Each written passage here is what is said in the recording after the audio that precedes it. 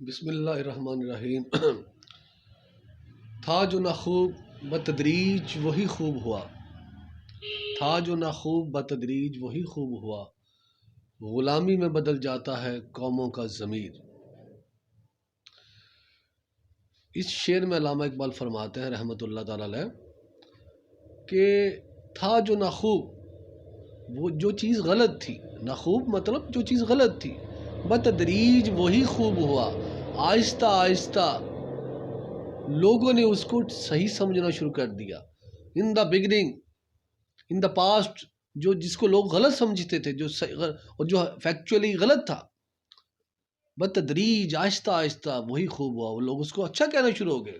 غلامی میں بدل جاتا ہے قوموں کا ضمیر، چونکہ غلامی وہ چیز ہوتی ہے جو آپ سے عقل و فہم، بصارت، بصیرت چھین لیتی ہے، اور آپ کو صحیح اور غلط کا فرق آپ کے سامنے سے ہٹ جاتا ہے، ختم ہو جاتا ہے، آپ کو غلط صحیح اور صحیح غلط لگتا ہے، کیونکہ آپ کی بنائی چھن جاتی ہے۔ علامہ اقبال رحمۃ اللہ تعالیٰ نے ایک اور جگہ پر فرمایا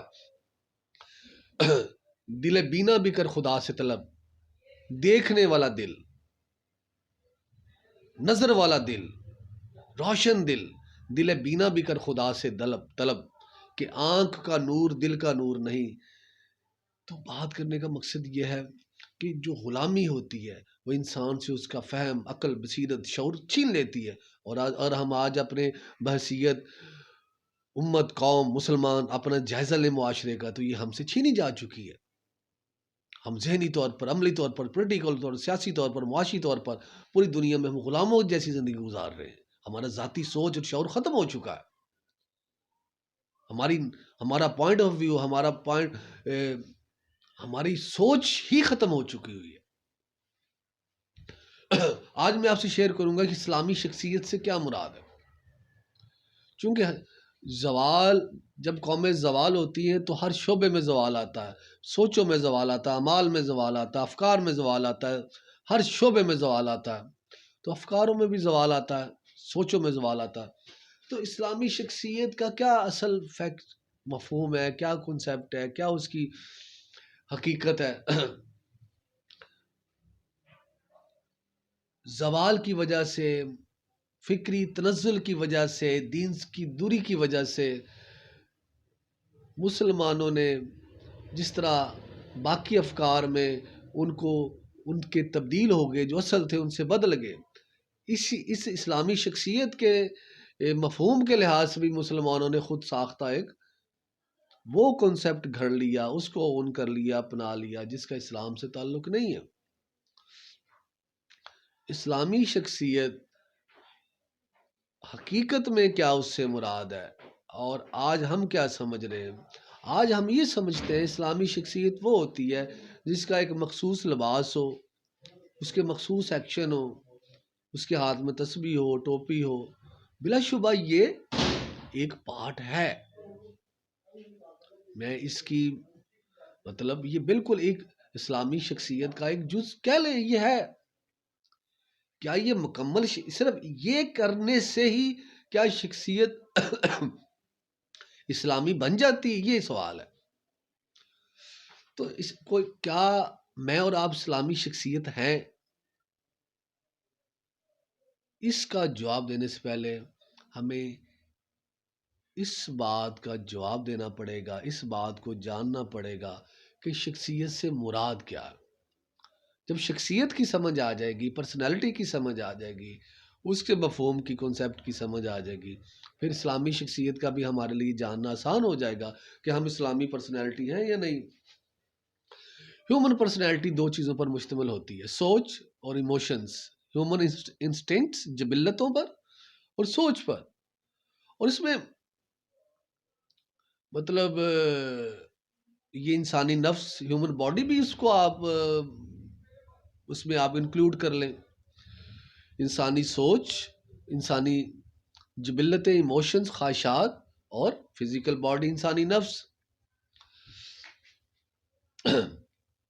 آج ہم کیا سمجھتے ہیں؟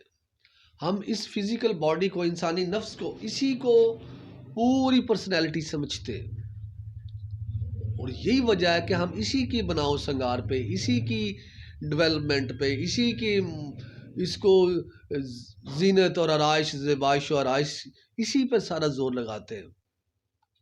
چونکہ ہمارا جو پرسنالٹی کا کنسیپٹ ہے وہ تو صرف فزیکل باڈی اور انسانی نفس یہی ہے. تو ہم اسی کو سنوارتے، اسی کو سجاتے ہیں، اسی کو صاف کرتے ہیں. چونکہ ہمارے پیش نظر پرسنالٹی کے مفہوم میں سوچ تو ہے ہی نہیں ہے، جبلتیں تو ہے ہی نہیں ہے.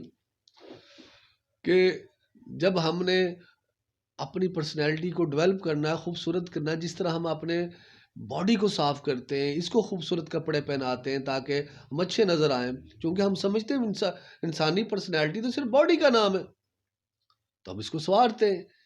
جب ہمیں یہ سمجھ آ جاتی سوچ بھی it is a part of personality.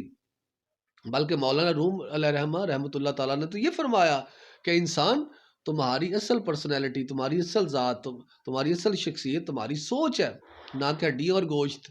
آپ کا یہ فرمان ہے. تو اور انسانی شخصیت میں ایموشن، جبلت، خواہشات بھی آتی ہیں. تو ایک شخص اس وقت تک اسلامی پرسنالٹی میں اور آپ نہیں بن سکتے جب تک ہماری سوچ، ہمارا عقیدہ، ہماری آئیڈیالوجی، ہمارا نظریہ بھی اسلام کا نہ ہو، ہمارے ایموشنز بھی اسلام پر نہ کھڑے ہو، ہماری خواہشات بھی وہی نہ ہو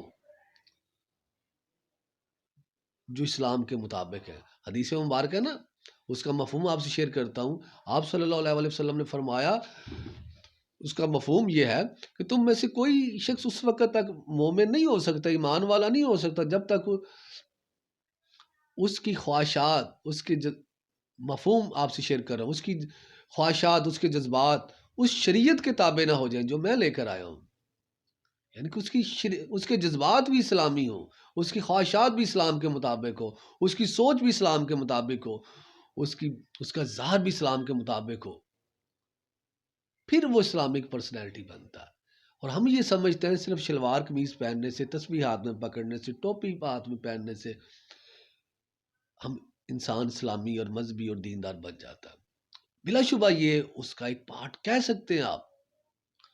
لیکن اگر ہمیں اسلام کے عقیدے کا پتہ ہی نہیں ہے، اسلام کے دین کا پتہ ہی نہیں ہے، اسلام کے حلال اور حرام کا پتہ ہی نہیں ہے، اسلام کے فرائض، کن باتوں کو اسلام نے فرض قرار دیا ہے، کن باتوں کو حرام قرار دیا ہے، ہم خالی شلوار کرتا پہن کر، ٹوپی پہن کر، تسبیح ہاتھ میں رکھ کر وہ سارے کام کرتے جائیں جن کو شریعت نے حرام قرار دیا ہے، اور وہ نہ کریں جن کو فرض قرار دیا ہے. آپ بتائیں نا، تو اللہ کے ہاں کیا ہم اسلامی شخصیت قرار پائیں گے؟ ہماری خواہشات وہ نہ ہو جو اسلام والی ہیں، ہمارے جذبات اسلام کے ساتھ نہ جڑے ہوں، ہمارے جذبات وہ نہ ہو جو اسلام والے ہوتے ہیں، تو پھر ہم اسلامی شخصیت تو نہیں ہیں. تو اپنے ظاہر کے ساتھ ساتھ ہم نے اپنی سوچ کو بھی وہ روپ دھارنا جو اسلام والا اپنے جذبات کو بھی اسلام قبول کروانا ہے، اپنی سوچوں کو بھی اسلام قبول کروانا ہے، اپنے عقل کو بھی اسلام مسلمان بنانا ہے، اپنے جذبات کو بھی مسلمان بنانا ہے، اپنی خواہشات کو بھی مسلمان بنانا ہے، اپنے دل کو بھی مسلمان بنانا ہے، اور اپنی عقل کو بھی مسلمان بنانا ہے، حتیٰ کہ پوری باڈی کو مسلمان بنانا ہے. علامہ اقبال کا کیا خوبصورت شعر ہے، زبان نے کہہ بھی دیا لا الہ تو کیا حاصل، زبان نے کہہ بھی دیا لا الہ تو کیا حاصل، دل و نگاہ مسلمان نہیں تو کچھ بھی نہیں.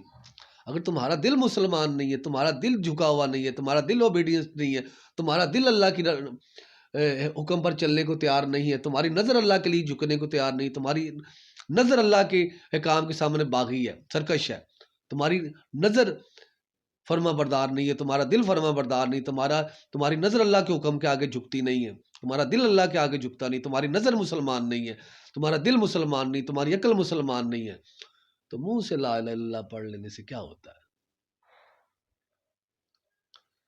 تو کلمہ طیبہ تو یہ درس دیتا ہے، مسلمان ہے مجھے پڑھنے والے، مجھے قبول کرنے والے. اس کا اسلام کے قبول کرنے کا مطلب یہ ہے تمہارے کان بھی مسلمان ہوں، وہ باتیں نہ سنیں جن کو اللہ نے منع فرمایا ہے، زبان مسلمان ہو وہ بات نہ کرے جس کو اللہ نے منع فرمایا، آنکھیں مسلمان ہوں وہ بات نہ دیکھیں جس کو اللہ نے منع فرمایا، تمہارے دماغ عقل مسلمان ہو وہ بات نہ سوچے جس سے اللہ نے منع فرمایا،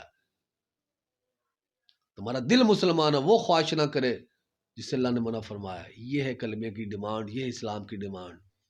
عزیز دوستو، جو میں نے اور آپ نے سمجھنی ہے آپ نے مجھے اور میں نے آپ کو، اور ہم سب نے ایک دوسرے کو سمجھانی ہے۔ یہ اسلام ہے۔ ہمیں اپنی غلطیوں کو ایڈوکیٹ نہیں کرنا، وکالت نہیں کرنی۔ اسلام کے آئینے میں نے اور آپ نے اپنی شکل دیکھنی ہے، اپنی اصل دیکھنی ہے، اپنی حقیقت دیکھنی ہے، اور اس کو دیکھ کر اپنے آپ کو ٹھیک کرنا ہے۔ یہی اللہ کا حکم ہے۔ اللہ سے دعا ہے کہ اللہ تعالیٰ ہمیں دین کی سمجھ عطا فرمائے اور اسلام پر صحیح عمل کرنے کی توفیق عطا فرمائے۔ جزاک اللہ۔ السلام علیکم۔